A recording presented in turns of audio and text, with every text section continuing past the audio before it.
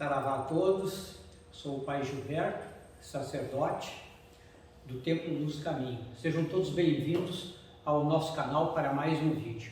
Hoje o tema a ser abordado é sobre as entidades que militam na corrente astral de Umbanda, para trazer alguns aspectos que possam nos desvelar outros arcanos desses mentores que vêm nos assistir em cada gira nos terreiros por esse Brasil afora.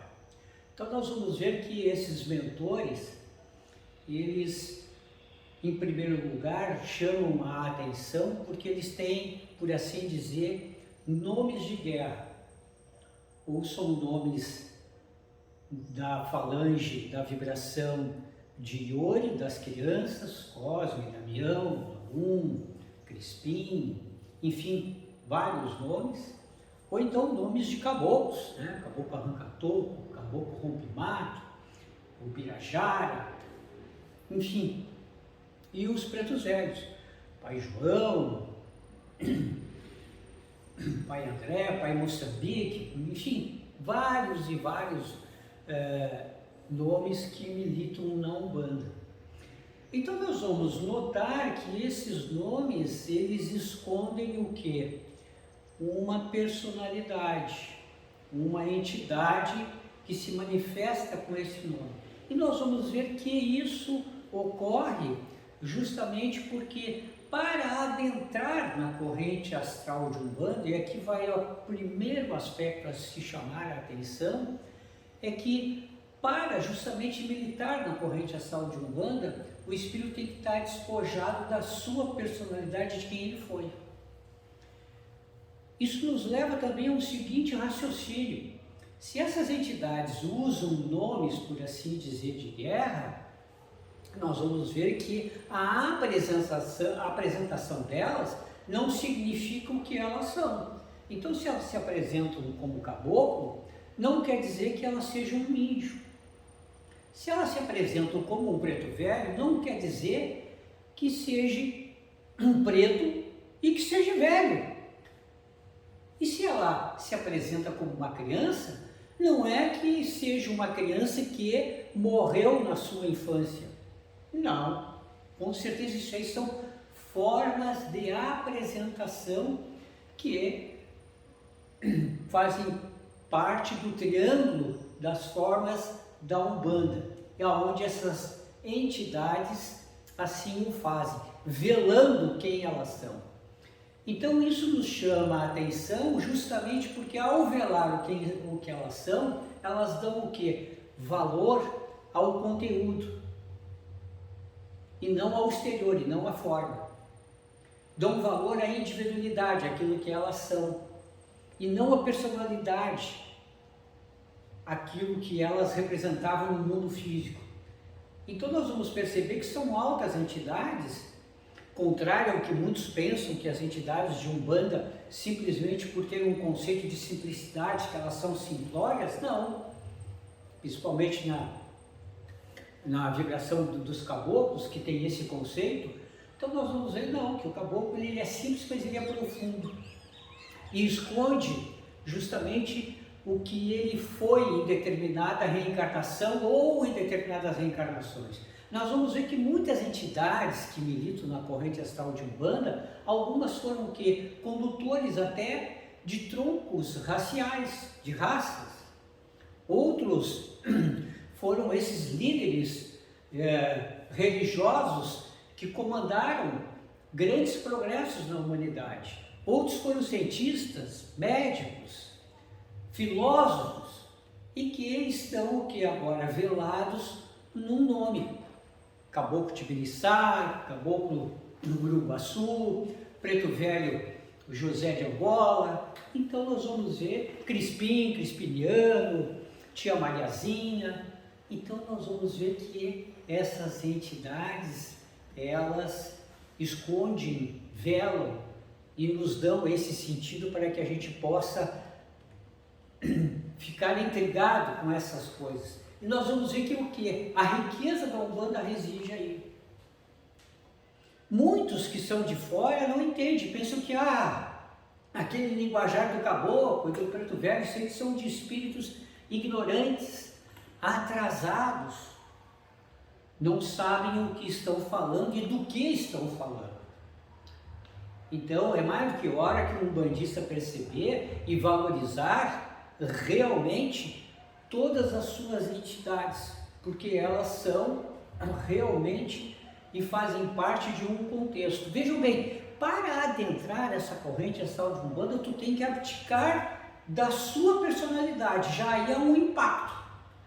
Imagina você que é um médico, um engenheiro, um arquiteto, enfim, você se desvincular da sua personalidade que lhe trouxe o que? Muitas vezes, numa dimensão material nesta vida, fama, reconhecimento, e você quer depois, em forma de solidariedade, participar de uma corrente astral de Umbanda e vão te dizer, não, olha, tu vais atuar como Pai Antônio e vai entrar lá no final da fila. Por quê? Porque existem outros espíritos mais gabaritados que farão parte o que daí? De falanges, subfalanges, grupamentos, subgrupamentos e aquilo que nós chamamos na Umbanda, por exemplo, as entidades de mais adiantamento espiritual são as que têm mais facilidade de abrir mão da sua personalidade. Isso tem uma coerência enorme, porque já que elas são tão sábias e já se desvencilharam justamente dos movimentos do mundo profano, mundano, para elas é fácil abdicar daquilo que elas são e se apresentarem como um caboclo, como um preto velho, como uma criança. Então nós vamos ver que essas entidades, elas comandam o que? São a níveis de orixá menor. Elas raramente conseguem baixar nos terreiros, mas elas estão sempre presentes nos terreiros. Por quê? Porque não encontram em correspondência um médium à sua altura. Em questão de caráter, em questão de moral, em questão de pensamento. Então nós vamos ver que essas entidades, elas o que? Elas direcionam, elas comandam verdadeiras falanges. Então elas são aquelas que comandam inúmeras falanges na Umbanda.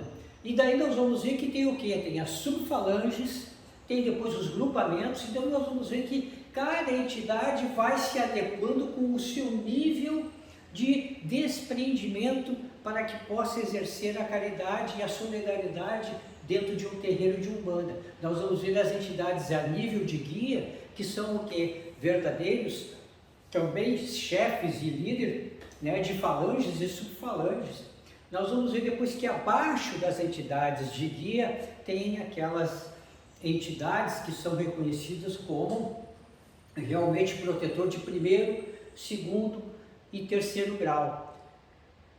Vejam bem, se há essa hierarquia é porque há uma correspondência vibratória com o grau evolutivo de cada entidade. E mesmo o mais simples, por assim dizer, o mais raso em entendimento, que seria, por exemplo, um caboclo ou um preto velho, a nível de protetor de primeiro grau, nós vamos ver o quê? Que ele é muito mais sábio do que qualquer um de nós que está encarnado. Então nós vamos ver que a caridade e a solidariedade prestada nos terreiros tem um fio, um condão que é direcionado e que não é nos proporcionado ao entendimento, à compreensão das coisas do espírito. E como é que eles fazem isso? Essa corrente astral de Umbanda? Fazem com total sabedoria, porque vejam bem, quem é o assistente? É aquele que é o ouvinte. Muitas vezes o assistente até é o médium de corrente que está começando. E essa entidade que tem um conhecimento profundo, ele traduz esse conhecimento, essa sabedoria, em um nível de entendimento àquela pessoa que está ali para escutá-la. Mais ainda, ele tem a percepção que muitas vezes ele escuta mais do que ele fala para aquela entidade. Muitas vezes é um gesto, muitas vezes é um olhar da entidade. Então nós vamos ver que essa sabedoria se encontra e muitas vezes ela é acompanhada dentro do terreiro Pelo quê? Pelos sinais riscados, pelos pontos cantados, pela magia que muitas vezes é feita com determinados elementos, que traduzem o quê? Toda essa sabedoria que é a corrente astral de Umbanda. Então, vamos cada vez mais nos adentrar a esses meandros da corrente astral de Umbanda para que a gente possa o quê? Perceber, entender e compreender e se alimentar de toda esta gama de conhecimento que é nos colocado no dia a dia, na simplicidade do caboclo, na humildade do preto velho, na pureza do amor das crianças. Saravá, fiquem todos na luz, na paz do caminho, e se ainda não se inscreveram no terreiro Luz do Caminho, façam lá isso. E acessem também o sininho lá, para que quando houver mais um vídeo, isso vocês possam ser comunicados. Saravá, luz, paz no coração de cada um.